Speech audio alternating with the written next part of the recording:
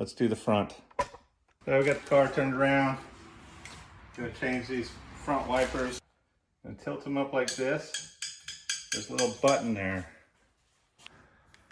These right under here, push that up, and then the release lever is right here.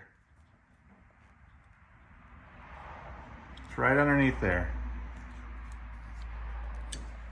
Remember that. So when you lift these up, you gotta pop this little cover up like that. Pop this cover up, then you can get to the arm here. Pop this cover up, tilt your wiper out, hit that little lever down here. You gotta kind of hold that lever in and then keep this back, push it straight out. It's kind of a pain in the butt, but when you figure out, it'll be okay. So this particular brand is the same way. They'll have directions. This pops up so that you can get the arm in and over that.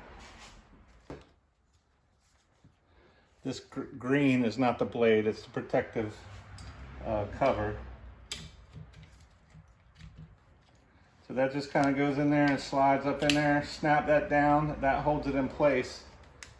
And then don't forget to take off the green protective cover.